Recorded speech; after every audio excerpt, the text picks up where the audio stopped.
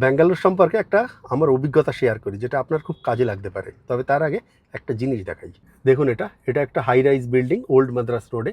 এটা 42 বা 45 তালা আছে। ওপরের ফ্লোরের দাম মোটামুটি 2.5 কোটি টাকা থেকে শুরু, আর নিচের যে ফ্ল্যাটগুলো আছে সেগুলো 1 কোটি, 1 কোটি 20-30 লাখ থেকে শুরু। যত উপরে যাবেন তত তার দামটা বাড়তে থাকে। এখানে একটা হাই রাইজ আছে, এখানে একটা হাই রাইজ আছে, এখানে প্রচুর আছে এরকম। তো এরকমভাবে যারা এত উপরে রয়েছে 45 তলায়, তারা মেইনলি থাকে হলো ওখান থেকে ভিউ খুব ভালো পাওয়া যায়।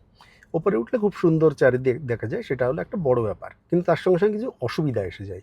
যেমন ধরুন, যখন এত উপরে থাকবেন এখানটা কিন্তু খুব জোরে হাওয়া হয়, এবং এই হাওয়া কিন্তু রেগুলার যখন থাকবেন, বিশেষ করে শীতের দিকে বেশ ঠান্ডাও লাগবে। তবে সবচেয়ে বড় অসুবিধা আমার যেটা মনে হয়, যদি কখনো আগুন লাগে এই বাড়িতে, তাহলে অত দূর থেকে নামবে কীভাবে? অত উপরে তো ফায়ার ব্রিগেডের কোনোভাবেই উঠতে পারবে না। যদি এদের অনেক রকম ব্যবস্থা থাকে, কিন্তু সেটা কতখানি কি কাজের হবে সে তো সেরকম দুঃসময়ে বোঝাই যাবে। এবং আমার মনে হয় এত তালার পরে থাকলে এটা কিন্তু একটা সমস্যা। অনেকগুলো লিফট থাকে, ফলে লিফট অসুবিধা হওয়ার কিছু নয়। কিন্তু ফায়ার হলে বলে সিঁড়ি দিয়ে নামো, তো ধরুন অত উপর থেকে সিঁড়ি দিয়ে নামাটাও একটা বড় সমস্যা।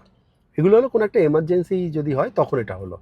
কিন্তু নর্মাল অবস্থায় ধরুন, নর্মাল অবস্থায় আপনার যদি এখানে 2.5 কোটি টাকা দাম পড়ে, তাহলে আপনার ইএমআই আসবে হয়তো 2 থেকে 2.5 লক্ষ টাকা।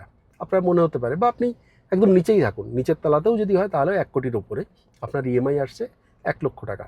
কারো হয়তো ভাবছে যে 1 লক্ষ টাকা বেতন পেলে তো হয়ে যাবে, কিন্তু তা নয়। আপনাকে যদি 1 লাখ টাকা ইএমআই দিতে হয়, তাহলে অন্ততপক্ষে আপনাকে 2 লাখ টাকা আয় করতে হবে মিনিমাম। ভালো হয় যদি আপনি 3 লাখের ওপরে আয় করেন, মানে মোটামুটি 30% আপনার যদি ইএমআই থাকে তাহলে ঠিক আছে, ম্যাক্সিমাম 50, তার উপরে নয়। এবার মনে হতে পারে যে ঠিক আছে 3 লাখ টাকা হয়তো পেয়ে যাবে, মানে 36 লাখ টাকা বছরে, কিন্তু তা নয়।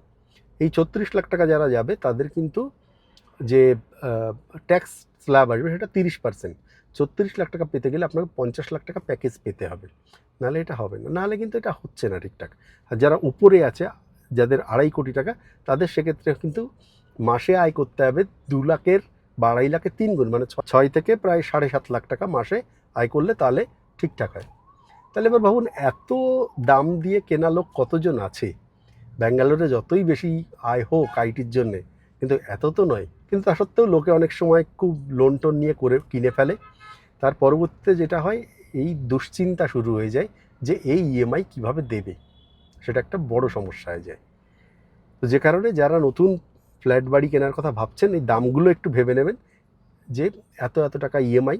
বরং আপনি এখান থেকে আরও 5 কিলোমিটার দূরে চলে যান, একটু মেন রোড ছেড়ে একটু ভেতরে চলে যান, দেখবেন এগুলোই কিন্তু 60 লাখ বা 70 লাখ, যেটা 2 কোটি সেটা কিন্তু 1 কোটি, এরকম দামে পেয়ে যাবেন।